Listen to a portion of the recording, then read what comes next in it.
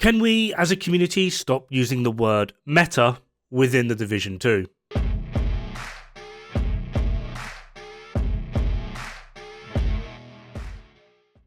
Now, I have two reasons for this, and I'm aware some people are going to find some of these points or arguments a little bit weird and wafty.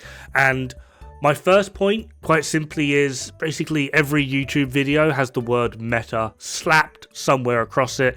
I mean, even this video is going to have meta put somewhere on it. However, it's going to be in a bit more of a negative kind of light, realistically.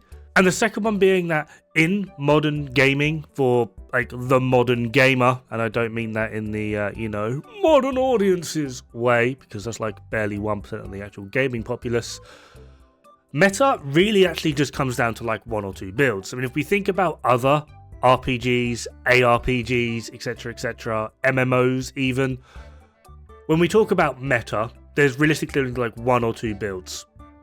This may change slightly depending if there's a class system, of which something like Diablo, you have a meta for necromancers, you have a meta for wizards, you have a meta for barbarians, etc. But within like the necromancers, we're looking at like the bone spear build. That's like literally it. So if we were to actually apply this logic to the Division 2, what we end up with is just Regulus, annoyingly. And I'm aware a lot of people are going to argue this, but to put it completely bluntly, Regulus has always been, since its release, and still is the most powerful and usable weapon in the game in the vast majority of scenarios.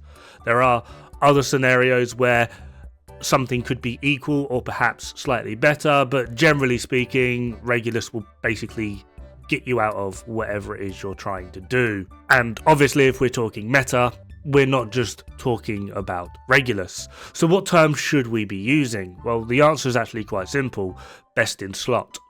And the reason I think we should start using best in slot over meta is quite simply, unlike other games, Diablo, World of Warcraft, etc., games that could be put in a similar bracket to the Division, this game doesn't have a class system. This is one of the best features, realistically, like an actual genuine feature, not a Ubi feature of this game, is we get one character and we can literally tailor it completely and utterly. It's not like we picked a dark elf and it gets a bonus to status damage. It's not like we picked a Minotaur that gets a bonus to armor values.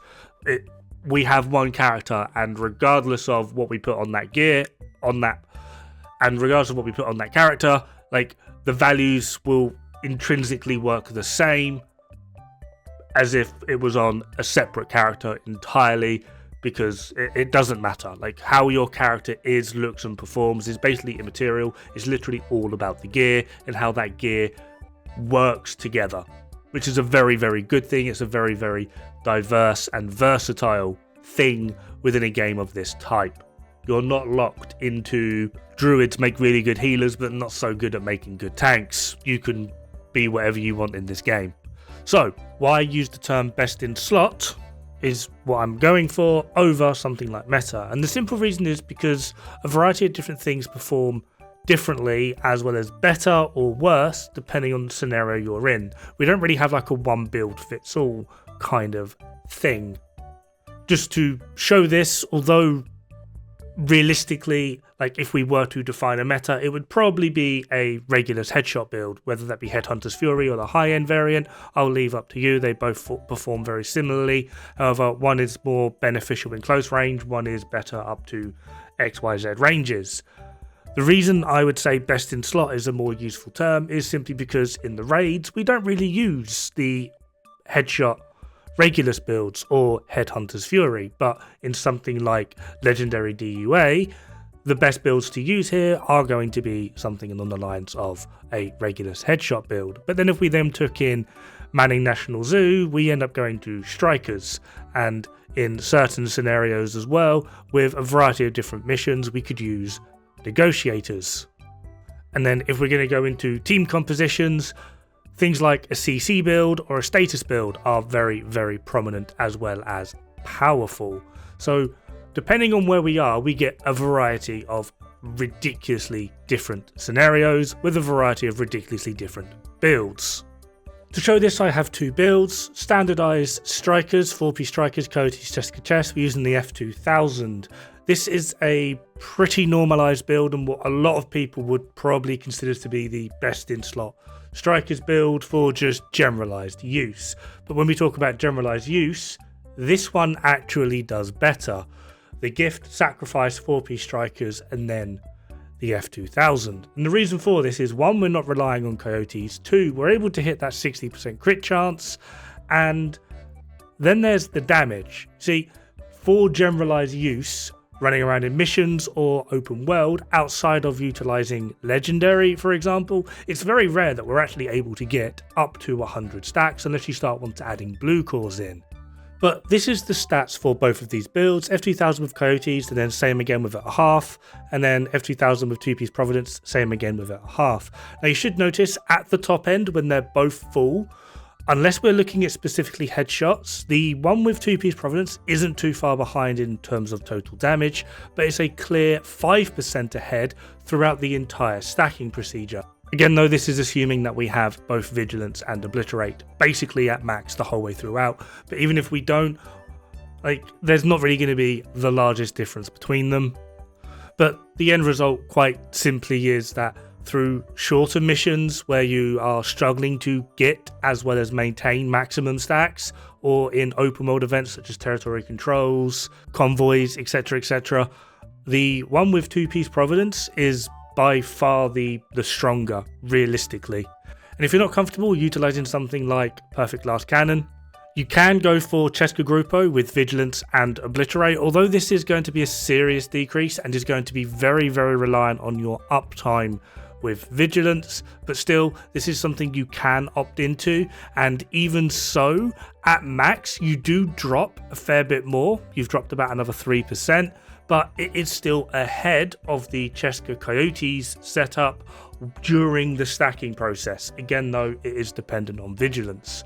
So the standard Cheska chest with Coyotes Mask isn't necessarily the meta at all, because there are better ways in which we're able to perform during the stacking process with something like strikers, which is actually a pretty big deal in open world events where we're not able to get as well as maintain full stacks.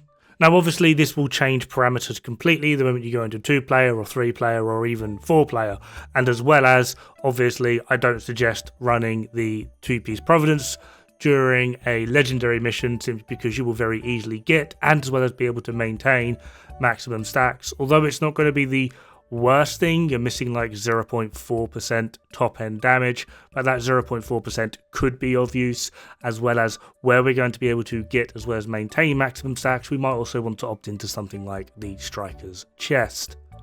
And then we have the argument of weapon composition. What is technically the best? Well, annoyingly, due to the way in which the game is currently working, Ouroboros is probably the most powerful rapid fire weapon in the game right now. So generally speaking, it is actually best to have your exotic being taken up by Ouroboros and then utilizing a high-end AR. This will give you the best overall DPS. I'm aware some people are going to be going Arbus and Elmos. That's great and all, but the overall difference between Elmos and other high-end ARs isn't actually that big, whereas the difference between Ouroboros and everything else is actually pretty damn huge. And just to show this is, they're all in the same build, but obviously some mods have got moved around a little bit. The F2000 does have Strained active as well, and it's only just really edging out Elmos without Strained. I think Elmos does like 4 or 5% more, but still the ARs are quite well balanced, and then Ouroboros comes in doing like 50 to 60% more. Yeah, Ouroboros is not fair in terms of its overall performance. Yes, there is the argument to be made at close range. However, like, Ouroboros just doesn't give a crap. Even at like 20 meters, taking into account bullet drop off, like, Ouroboros still basically wins against everything. So the general consensus at the moment is Ouroboros as your exotic and then utilize a high-end AR. As to what high-end AR you want to go for, largely the choice is up to you. G36 is a good option with Flatline if that's the route you want to go down. F2000 with either Strained or the Shield Splinterer, Perfect Optimist named F2000. A lot of people are still using FAMAS, and there's barely like a 0.5% difference between the F2000 as well as FAMAS, although the extra 10 rounds in the magazine are actually quite nice. And I know a lot of people are actually opting into using the FAL lately due to the simple fact of it just feels very, very comfortable, especially on a striker build.